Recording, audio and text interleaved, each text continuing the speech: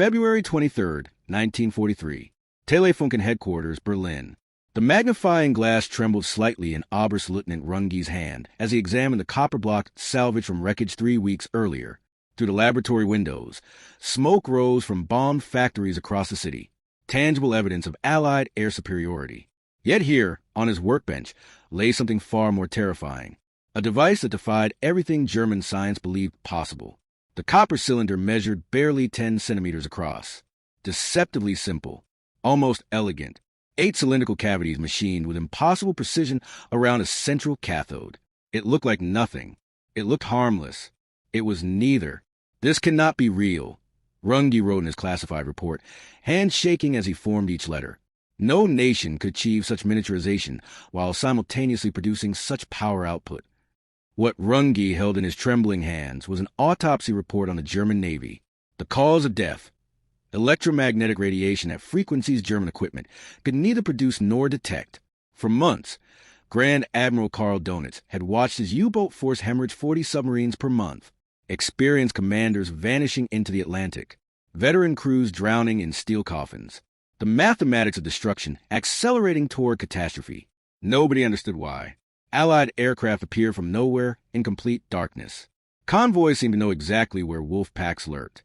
Submarines surfacing to recharge batteries were bombed with impossible precision through fog and storm. The Atlantic had become a killing ground, and Germany was the prey.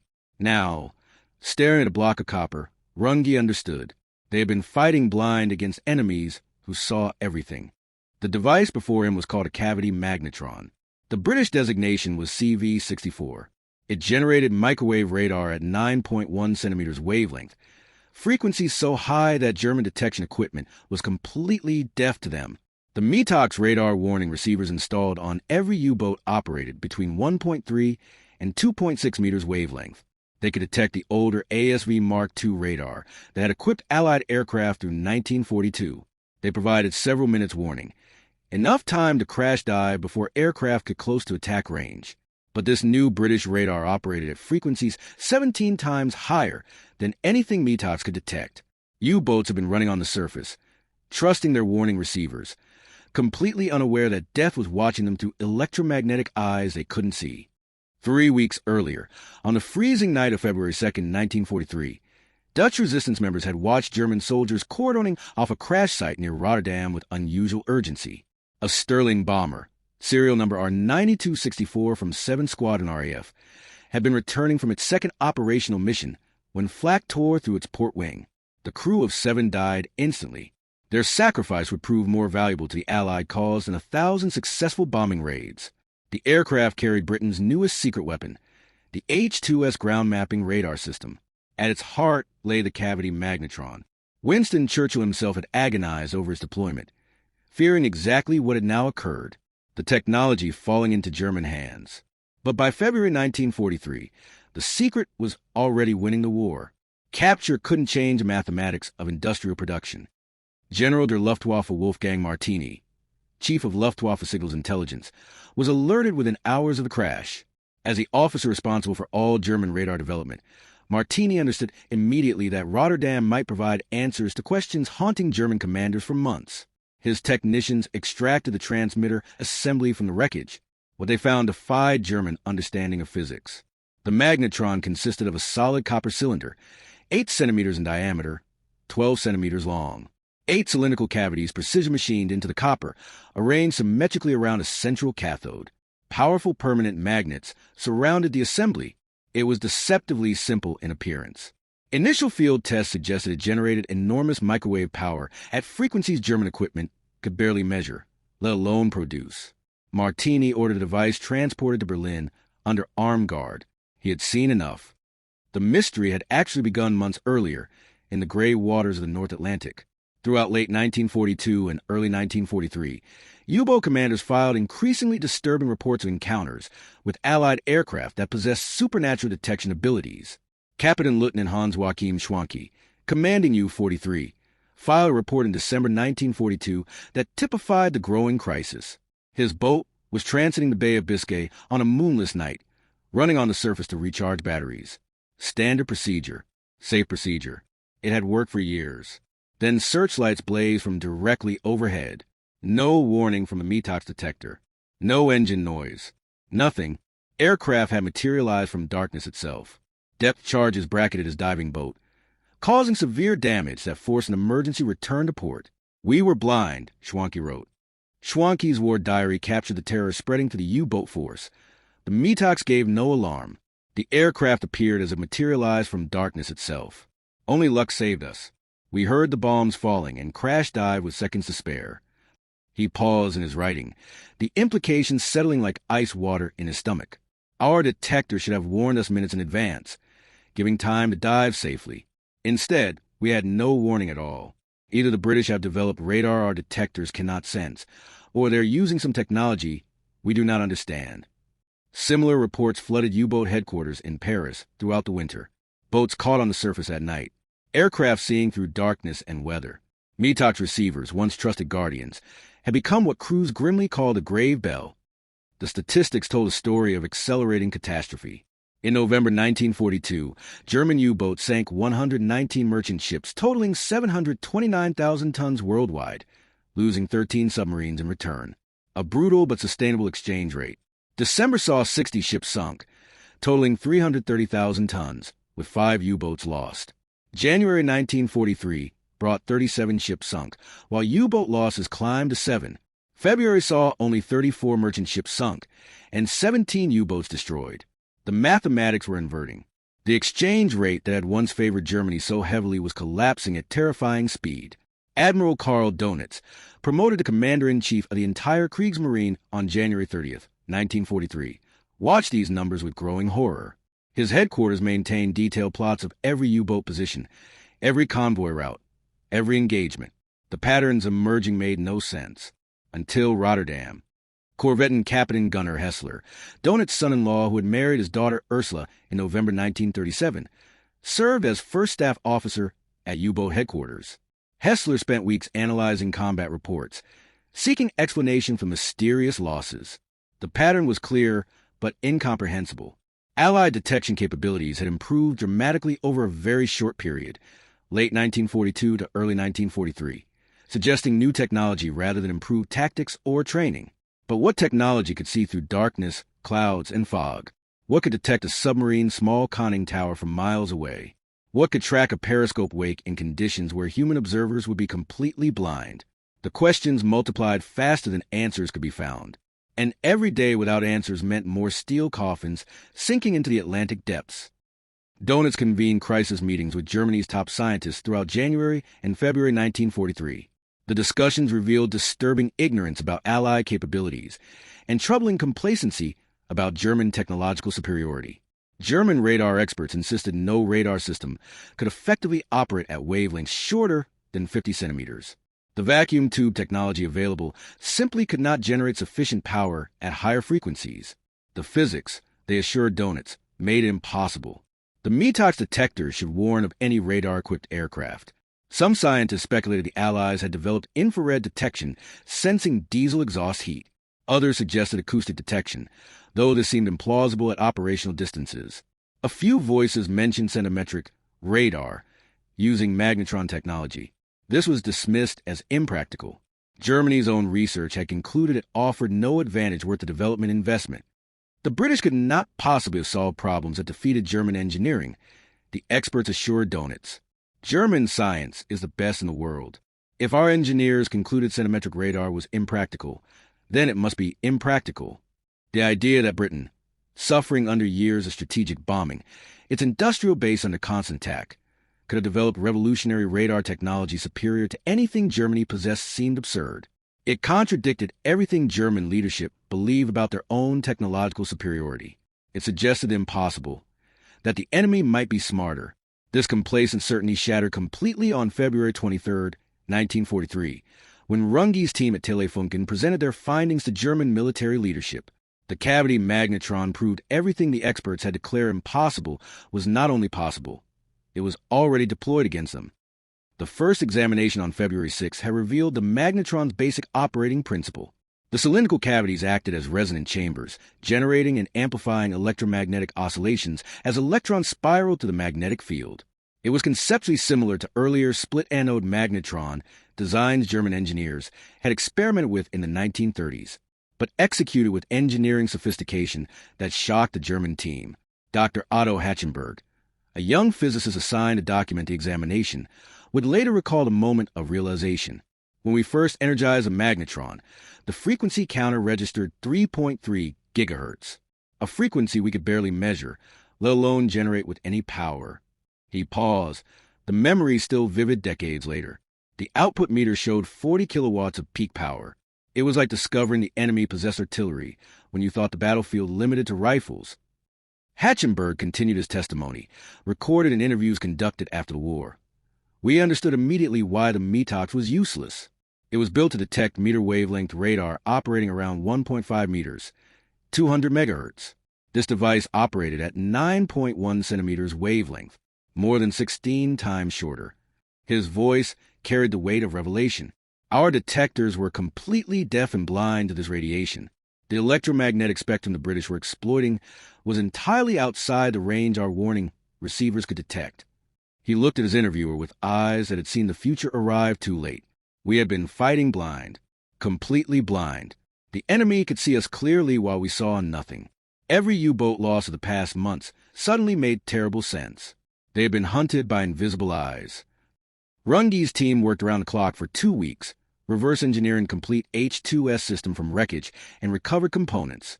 The magnetron powered a rotating antenna scanning 360 degrees beneath the aircraft. Returns appeared on a cathode ray display, creating map-like images showing coastlines, cities, rivers, and terrain with remarkable clarity. For the first time, bomber crews could navigate and identify targets in complete darkness or through solid cloud cover. British bombers could now attack Germany in weather that had previously provided natural protection, but the implications for submarine warfare were even more profound. The same magnetron technology, adapted for air-to-surface search radar designated ASV Mark III, could detect a submarine's conning tower from 20 miles away, in any weather, day or night. The invisible executioner. Worse yet, the microwave emissions were completely undetectable by German radar warning receivers. All existing German detection equipment operated in the meter wavelength range. The METOX could detect radar between 1.3 and 2.6 meters, covering the frequency range of ASV Mark II radar that had equipped Allied aircraft through 1942. But this new centimetric radar operated at 9.1 centimeters, a frequency 17 times higher than anything German warning receivers could detect. U-boats were running blind into ambushes. Their defensive systems were obsolete without their knowledge. Crews trusted the METOX to warn them, adjusted their behavior based on its silence, surfaced when it gave no alarm, and died because the alarm would never come. The technological surprise was complete. The psychological devastation would follow. On February 23, 1943, the Rotterdam Working Group presented their findings to German military and industrial leadership. Representatives from every major German electronics firm attended: Telefunken, Siemens, AEG, Lorenz. Senior Luftwaffe signals officers and Kriegsmarine technical specialists filled the conference room. The mood was funeral. Runge began with a statement recorded in the minutes. We must report with complete frankness that the British have achieved a technological breakthrough of extraordinary significance. The cavity magnetron represents an advance in microwave generation that exceeds German capabilities by at least 3 years of normal development. He let that sink in. 3 years. An eternity in wartime technology. More critically for current operations, the device enables radar detection systems against which we have no countermeasures and no defenses. The presentation detailed specifications that read like a death sentence. CV-64 magnetron, 8 resonant cavities machined into copper block, operating frequency 3.3 gigahertz, wavelength 9.1 centimeters, peak power output 40 kilowatts, compact construction suitable for aircraft installation, robust design capable of withstanding combat conditions, production quality indicating established manufacturing processes rather than experimental prototypes. That last point was a killing blow. If the British could manufacture these devices in quantity, and production quality suggested they could, then every Allied aircraft and ship could potentially be equipped with radar against which Germany had no defense. The METOX warning receivers were useless. German radar installations operating at meter wavelengths were increasingly obsolete. Night fighters, anti-aircraft defenses, naval vessels, All relied on technology the British had leapfrogged by an entire generation.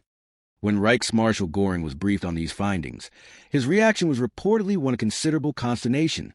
The man who had boasted in 1939 that no enemy aircraft would ever bomb Germany now faced evidence that British bombers could navigate and bomb in any weather conditions using technology Germany could not match.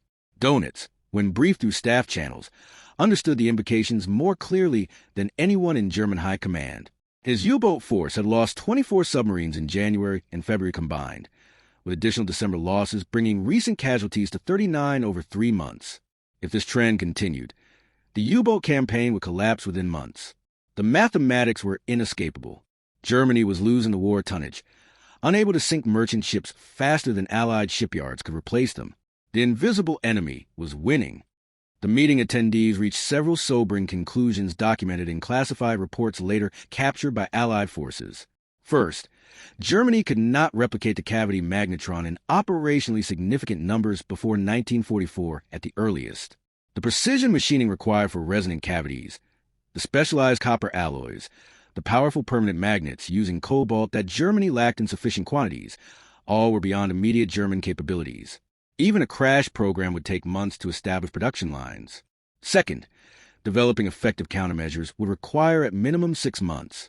A new generation of radar warning receivers tuned to centimetric frequencies could theoretically be designed, but production and installation across the entire U-boat fleet would extend well into 1944.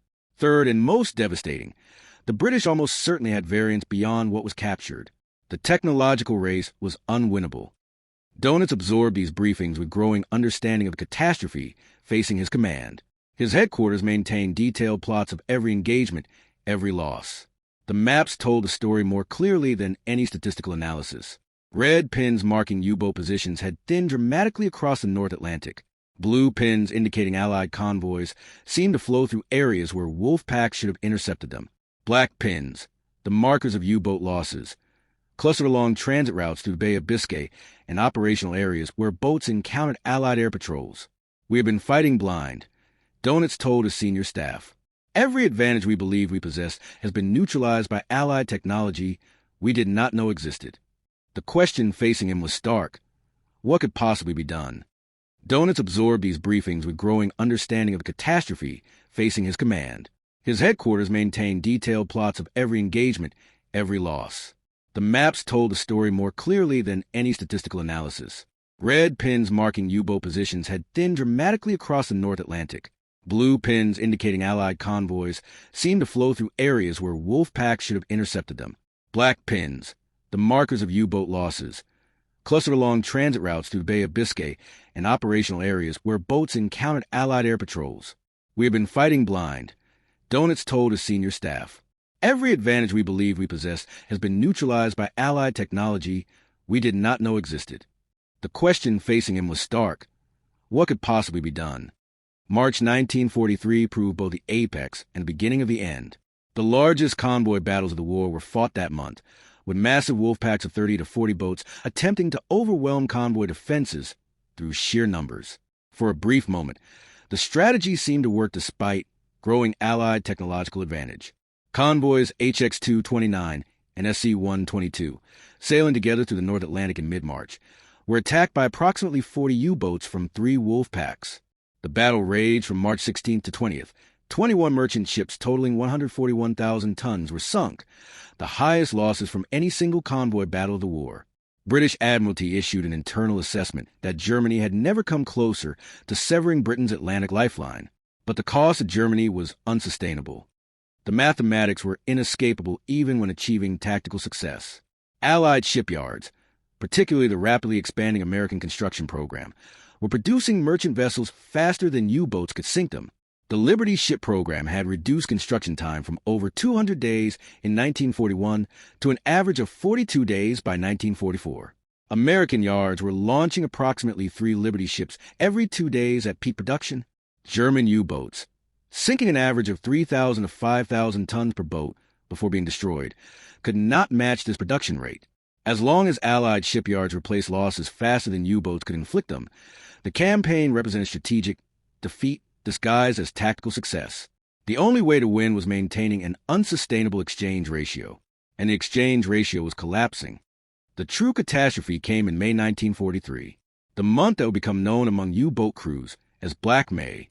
Throughout those dark weeks, Allied aircraft and surface escorts equipped with centimetric ASV Mark III radar and Type 271 shipboard radar savaged the U-boat force with unprecedented effectiveness. The convoy battle for ONS-5 in late April and early May marked the turning point. This slow convoy of 43 merchantmen protected by 16 escorts was attacked by approximately 30 U-boats. The Germans sank 12 to 13 merchant ships. They lost 6 to 7 U-boats, with an additional 5 to 7 severely damaged. For the first time in a major convoy battle, U-boats suffered losses approaching their successes. The exchange ratio had become unsustainable. The tide had turned. 2 weeks later, Convoy C-130 demonstrated complete Allied dominance. 37 merchant ships in convoy, 0 lost, despite attacks by up to 33 U-boats from 3 patrol lines. The German forces lost 3 to 5 submarines. The decisive Allied victory represented the last seriously threatened convoy of 1943. Throughout May, losses mounted relentlessly. May 4th, U-209 sunk in North Atlantic, all 46 crew lost. May 5th, U-447 and U-663 destroyed. May 6th, U-465 and U-563 sunk. May 11th, U-89, U-186, and U-456 lost. May 12th, U-528 depth charged with all hands. May 15th, U-176 destroyed. May 19th, U-273 and U-954 lost. Each date a mass grave. Each number a steel coffin descending into darkness. The loss of U-954 on May 19, 1943, carried particular weight for Admiral Donitz. The Type VIC U-boat, commanded by Captain Lieutenant Odo Lowy, carried among its crew Lieutenant C. Peter Donitz, the Admiral's youngest son, serving as watch officer. The boat was attacking convoy C-130 when detected by the River-class frigate HMS Jed and B-class sloop HMS Ennin. The British escorts prosecuted the contact with Hedgehog anti-submarine mortars and depth charges. The Hedgehog weapon, introduced in 1942, represented a significant tactical advance. Rather than exploding at preset depths regardless of whether they hit the target, Hedgehog projectiles exploded only on contact. When explosions occurred, they confirmed a hit. U-954 was destroyed at coordinates 54.54 north, 34.19 west. All 47 crew members killed. The loss was reported to Donitz by secure telegraph. The message was brief, clinical, devastating. U-954 attacked and sunk by British escorts HMS Jed and Sennin. Hedgehog weapons achieved direct hit. No survivors. Your son is gone. Donitz did not pause operations. He did not take leave. There would be time for grief after the war if Germany survived. For now, his duty was to the approximately 40,000 submariners under his command, the living who still depended on his decisions. The personal loss, devastating as it was, could not interfere with operational responsibilities at this critical moment when the entire U-boat campaign faced potential collapse. He returned to the plot boards, the maps with their black pins marking the dead. One more pin now, his son. By May 22, 1943, the operational U-boat force had lost between 41 and 43 boats during the month. The precise figure varied by classification methodology, but the meaning was clear. Approximately 25% of operational U-boat strength, destroyed in 3 weeks. Casualty rates exceeding any previous period. Experienced commanders dying faster than training schools could replace them. New boats sunk on first patrols before crews learned combat survival techniques. Donitz called his operations staff into emergency session on May 24, 1943. The plot board showed catastrophe unprecedented in U-boat operations. A quarter of the force destroyed in 3 weeks. The youngest generation of officers, the men who would have led the force in 1944 and 1945, drowning in the Atlantic at 23 and 24 years old, their potential forever lost. On May 24, 1943, Donitz made the most painful decision of his career. He drafted the order that effectively conceded defeat in the Battle of the Atlantic to all U-boats at sea. Due to superiority of enemy location equipment and overwhelming air coverage, North Atlantic operations are temporarily suspended effective immediately. All boats currently in the North Atlantic are to withdraw to positions southwest of the Azores. Boats transiting to operational areas are proceed to Biscay ports. He paused before adding the final lines. Further operations will await development of improved detection equipment and enhanced anti-aircraft capabilities. Then, words that must have burned as he wrote them. We have not surrendered. We have recognized reality. The wolves were in retreat. The Atlantic belonged to the Allies. The immediate statistical impact was dramatic. In June 1943, only 17 merchant ships were sunk in the Atlantic. In July, only 9. The Allied supply line, which had seemed on the verge of being severed in March, became secure. The vast convoys that would support D-Day and the liberation of Europe began assembling in American ports, protected by technology that had rendered Germany's most effective weapon obsolete. But the human toll on the U-boat force continued throughout the remaining years of the war. Of the approximately 40,000 men who served in U-boats during the war, approximately 30,000 would die. 75% casualty rate, the highest of any military service on either side. They drowned in steel cylinders crushed by depth charges. They suffocated when air systems failed. They burned. They froze. The interrogation reports from captured crews during summer and fall of 1943 revealed profound psychological impact. Allied intelligence officers, initially confused by the defeatism among prisoners who had been fanatical believers in German victory just months earlier, gradually recognized a unique phenomenon. These men had not been defeated in conventional battle. They had been rendered obsolete by science. Hunted by technology, they could neither see nor counter. They described the helplessness of fighting enemies who possessed superior detection, while German defenders remained blind. They explained the fatalism infecting crews who knew detection was inevitable and survival largely luck rather than skill. They documented transformation from confident warriors to hunted prey, a psychological shift occurring not through battlefield defeat, but through technological revelation. Captain Lieutenant Werner Heinke, commanding U-515, achieved considerable success during his command, sinking multiple merchant ships and earning the Knight's Cross. His boat was sunk on April 9, 1944, by U.S. Task Group 22.3. Approximately 40 crew members were captured, including Heinke. During interrogation at Fort Hunt, Virginia, officially designated P.O. Box 1142, Heinke provided testimony classified until 1985. We knew by mid-1943 that the war was lost, Heinke told interrogators. Not because German soldiers lacked courage or skill, but because Allied technology was systematically destroying every advantage we once possessed. His voice carried the weight of revelation. The METOX detector became useless against a new radar. We called it the grave bell among crews because when it failed to warn approaching aircraft, it rang only for our funerals. Heinke continued his testimony. Later models that could detect centimetric radar arrived too late for most boats. The Naxos system introduced in September 1943 could theoretically detect the new radar. But even when it worked, we could only detect emissions at short range while Allied aircraft detected us from beyond visual distance. He stared at the wall, remembering. We could dive when warned, but aircraft would circle overhead, calling destroyers to depth charge us. We could not escape what we could not see until the moment of attack. Heinke's interrogation took a dark turn when he was falsely accused of war crimes. Threatened with extradition to Britain, he became increasingly desperate. On June 15, 1944, he attempted to escape by climbing the perimeter fence. He was shot and killed by guards. Oberleutnant zur See Herbert Werner survived the war after serving on 5 different U-boats, including surviving the sinking of U-612 in August 1942 and U-415 in July 1944. His post-war memoir, Iron Coffins, first published in 1969, became one of the most widely read accounts of the U-boat war from the German perspective. Werner described the psychological impact of fighting superior technology. Every patrol after May 1943 was a survival exercise disguised as a military operation. We understood that Allied radar could detect our periscope wake, our snorkel exhaust, even our conning tower awash. He paused in his writing, the memories still vivid. We traveled submerged far longer than boats were designed to endure, breathing foul air, conserving battery power, surfacing only when fuel and oxygen forced us. Werner continued. The Atlantic, which we had dominated in 1942, became an enemy more dangerous than British destroyers.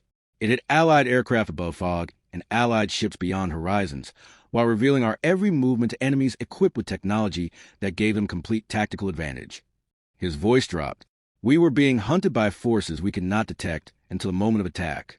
Every time we surfaced, we wondered if this would be the time the bombs fell before we could dive.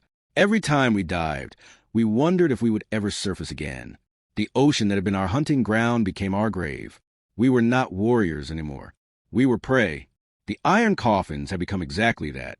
Corvette Captain Peter Eric Kramer, who commanded U-333 through multiple successful patrols, survived the war as one of only 3 senior U-boat commanders to do so. His memoirs, published as U-Boat Commander by the Naval Institute Press in 1984, provided another perspective on the technological revolution that defeated the U-boat force. Kramer recalled a patrol in June 1943, shortly after the withdrawal from the North Atlantic. We were ordered to patrol off the African coast, seeking isolated targets away from heavy air coverage. Even there, Allied aircraft appeared with impossible frequency given the vast ocean areas involved. His frustration was still palpable decades later. One afternoon, we detected an enemy aircraft at extreme range with our new Wanza radar warning receiver. I ordered immediate dive to 150 meters. Kramer's account continued. We rigged for silent running and stayed down 6 hours, far beyond safe operational limits. When we carefully surfaced the snorkel, the same aircraft or another reappeared within minutes, forcing us down again. His voice tightened with a memory. This pattern continued for 14 hours, until our batteries were nearly exhausted. We had to surface or suffocate. When we broached, the aircraft was waiting, positioned perfectly for attack. He shook his head. Only frantic anti-aircraft fire and a crash dive that nearly imploded the pressure hull saved us. We never fired a torpedo that patrol. We spent 3 weeks attempting to evade detection long enough to attack anything. He fell silent. Allied mastery of the technological domain was so complete we could barely execute our basic mission. German engineers desperately attempted countermeasures through 1943 and 1944. They produced the LMS-10 magnetron, a direct copy of the British CV-64 design, with at least 4 units delivered by May 1943. But production was severely constrained by material shortages, particularly cobalt required for permanent magnets. Most early units required magnets salvaged from captured aircraft, making large-scale production impossible. Telefunken developed an indigenous German magnetron designated LMS-12, attempting to adapt the British design to available materials. But this wouldn't reach even limited production until April 1944, far too late to affect the war's outcome. By that point, the Battle of the Atlantic had been decisively lost for nearly a year. Actual production of German cavity magnetrons totaled fewer than 1,000 units by war's end. Allied production numbered in the tens of thousands. Radar warning receivers that could detect centimetric frequencies were developed in parallel efforts. The Naxos system, designated FUMB-7 Naxos-U for U-boats, was introduced in September 1943. It could theoretically warn U-boats of approaching aircraft equipped with ASV Mark III radar operating at 9.1 centimeter wavelength.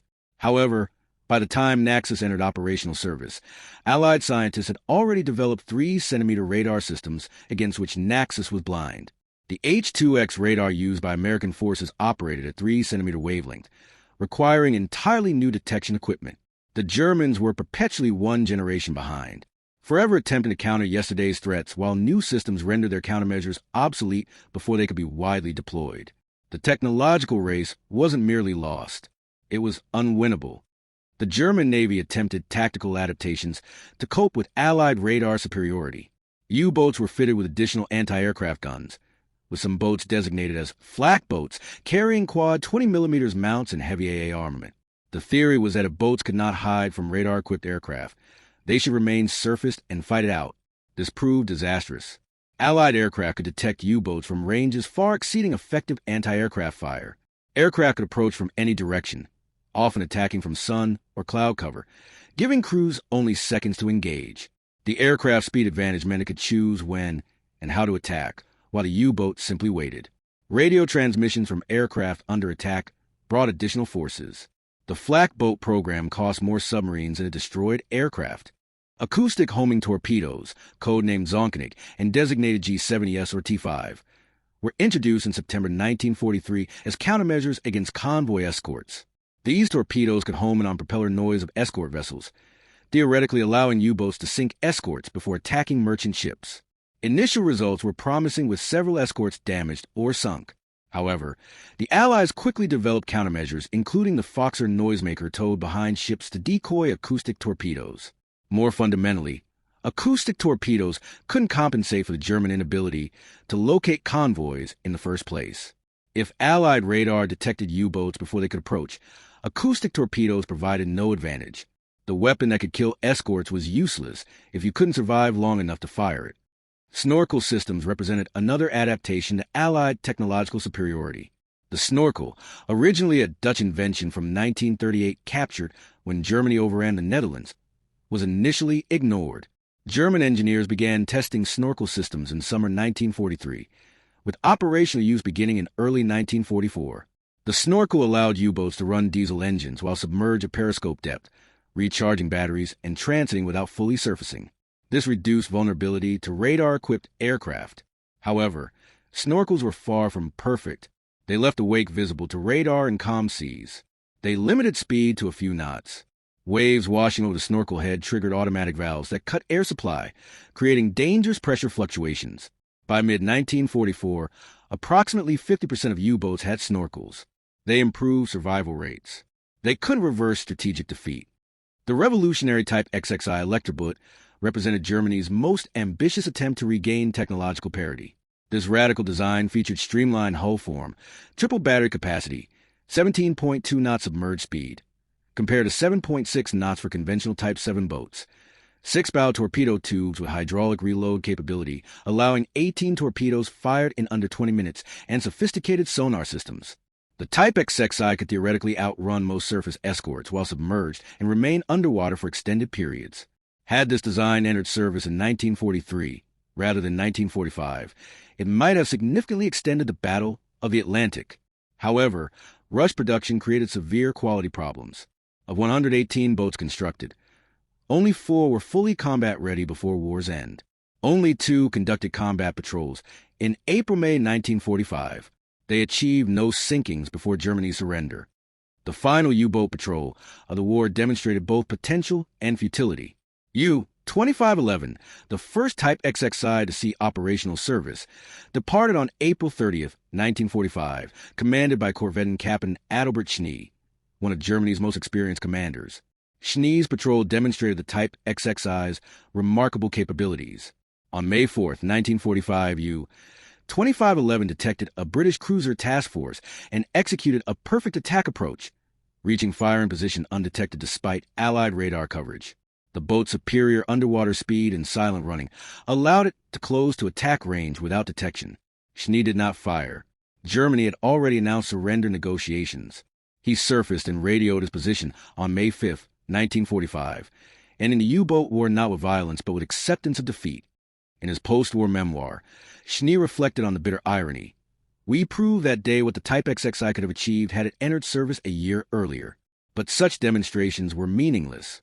The Allies had already won through industrial capacity and technological innovation deployed in 1942 and 1943.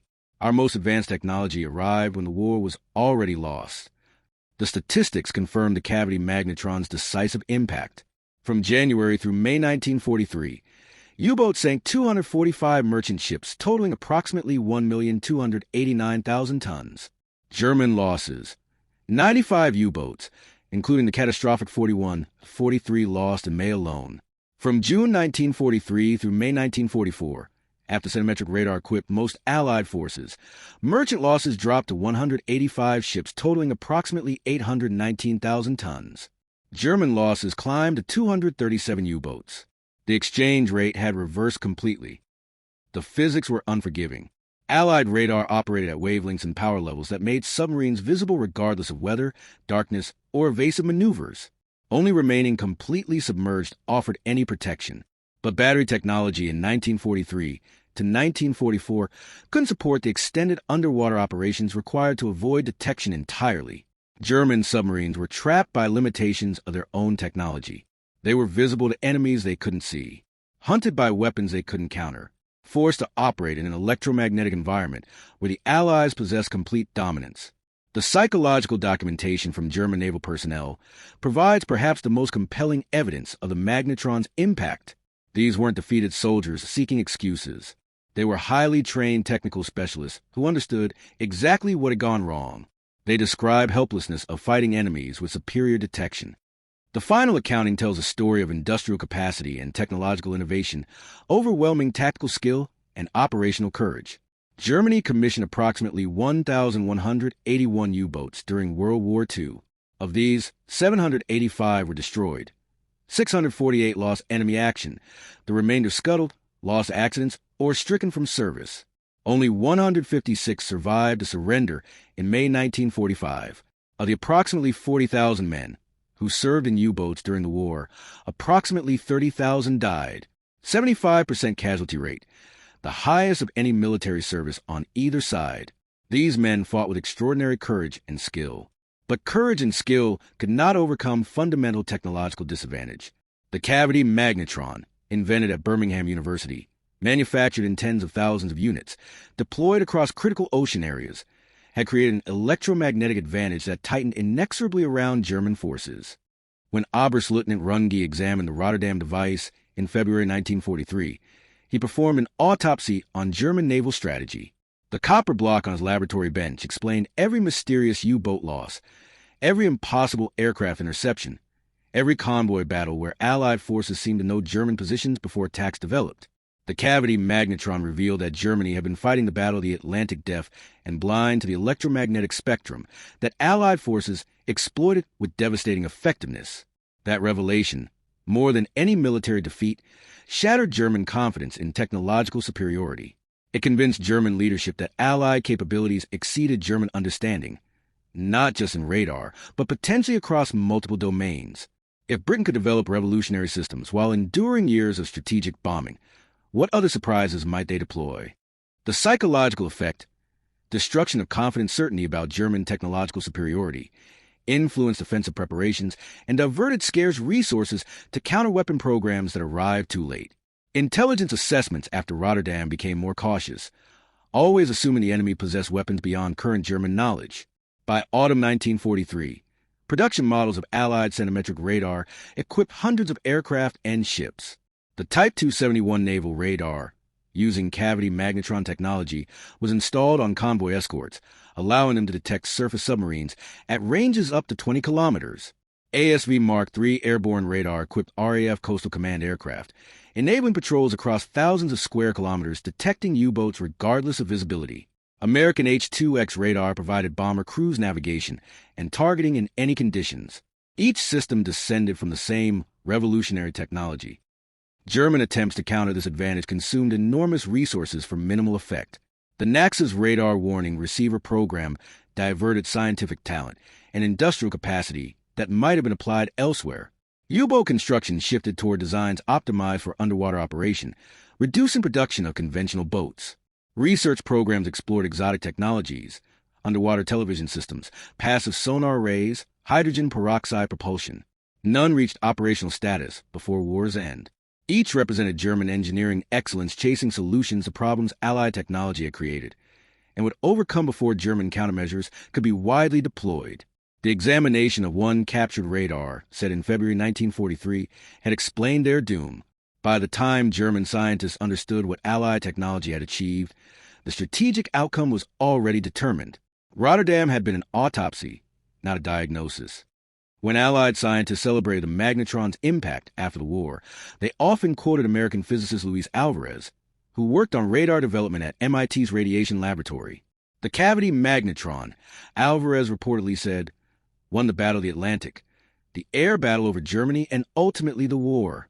While this claim simplified complex historical causation, the technical evidence provided strong support. Without centimetric radar, Allied convoy losses would likely have remained unsustainable throughout 1943. Without radar-equipped aircraft providing coverage, U-boats would have operated with relative impunity beyond range of shore-based patrols. Without the detection advantage magnetron technology provided, D-Day preparations would have been vulnerable to submarine interdiction of the massive logistics buildup required for Normandy.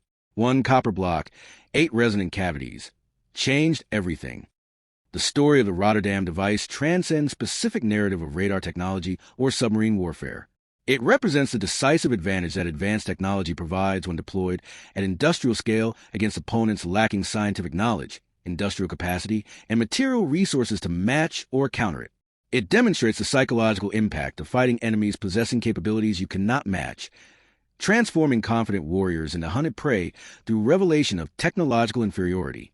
Most fundamentally, it illustrates how a block of copper 8 centimeters in diameter, precisely machined with 8 resonant cavities around a central cathode, changed the course of history by making the invisible visible and the hidden exposed. The German admirals and scientists who examined that captured radar understood, perhaps more clearly than anyone, that they were witnessing the instrument of German defeat. The mathematics were irrefutable, the physics unforgiving, the strategic implications inescapable.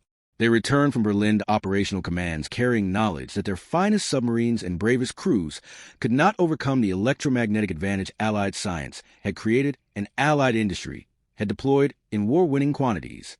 They fought on because duty demanded it, and hope died slowly.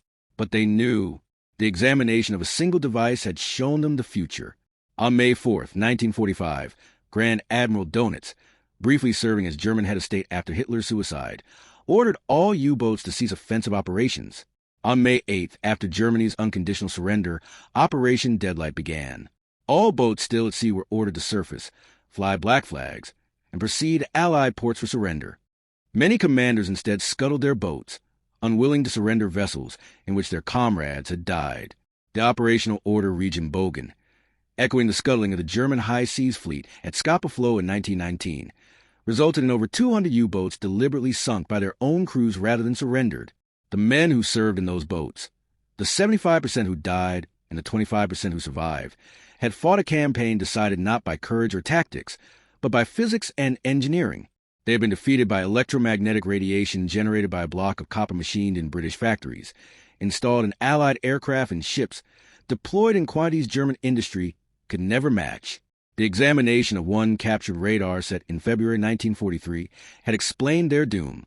The invisible enemy had won. The cavity magnetron, derived from fundamental research into microwave physics at Birmingham University, manufactured in tens of thousands of units across American and British factories, deployed widely enough to provide persistent coverage of critical ocean areas, had created an electromagnetic advantage that tightened inexorably around German naval forces until they could no longer operate effectively.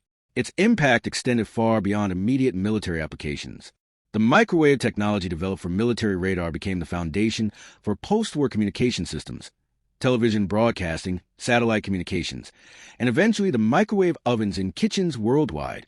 The industrial expertise enabled the electronics revolution of the 1950s and 1960s.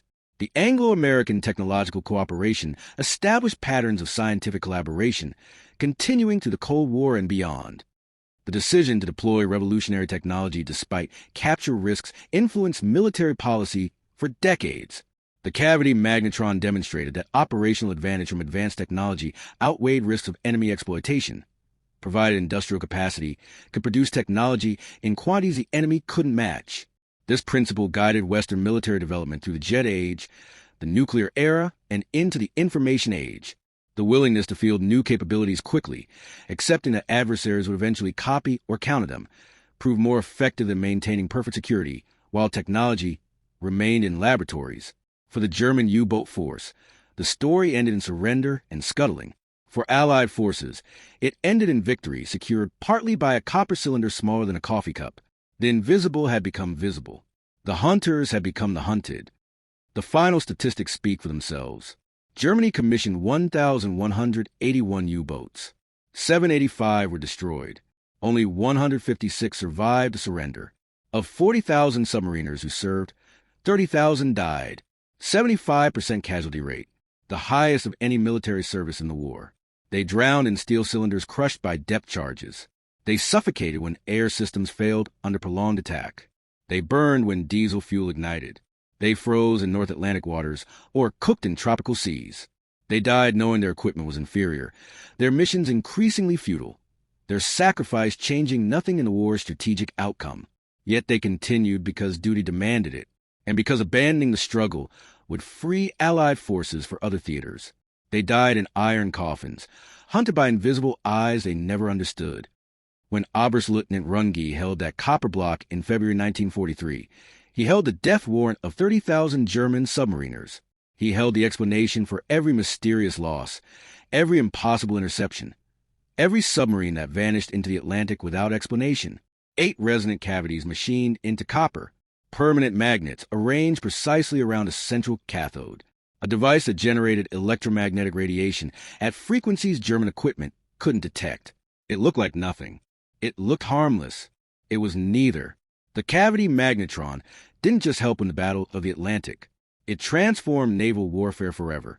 It proved that the invisible spectrum of electromagnetic radiation could decide wars as surely as guns and bombs. The Germans laughed at British technology in 1939. By 1943, there were no German submariners left to laugh. The invisible enemy had spoken.